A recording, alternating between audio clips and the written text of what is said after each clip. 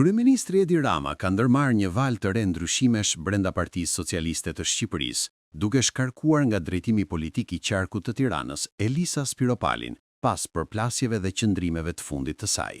Vendimi u bë i ditur gjatë mbledhjes së Asamblesë së Partisë Socialiste, ku Rama jo vetëm që largoi Spiropalin nga posti që mbante, por e transferoi atë në terren, duke e caktuar për të bërë fushat në njësinë 13 në kryeqytet. Drejtimi politik i Tiranës i është besuar Taulant Ballës, ndërsa Ogerta Manastirliu do të vijojë rolin e saj në Bashkinë Tiranë. Lëvizjet nuk u ndalën në kryeqytet. Rama largoi nga drejtimi politik i Shkodrës Benet Becin, duke vendosur në vend të tij ministrin Enea Karakaçi.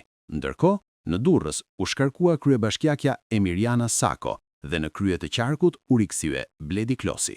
Ndryshime pati edhe në qarqe të tjera. Eduard Shalci u hoq nga Kuksi dhe u zhvendos në Tiranë, ndërsa drejtimin e këtij qarku e mori Erion Malaj.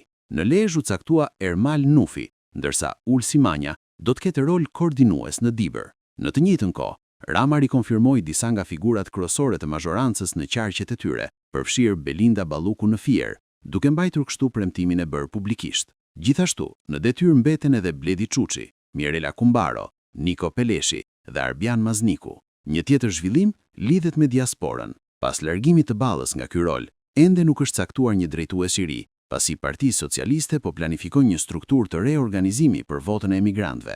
Në fokus është ngritja e këshillave koordinues dhe krijimi i një rrjeti të strukturuar jashtë vendit me theks të veçantë të respektimi i legjislacionit të shteteve pritëse për mbrojtjen e të dhënave personale. Lëvizjet e fundit konfirmojnë një riorganizim të thellë brenda socialistëve, ku besnikia politike dhe rezultatet në terren duket se po peshojnë më shumë se kurrë.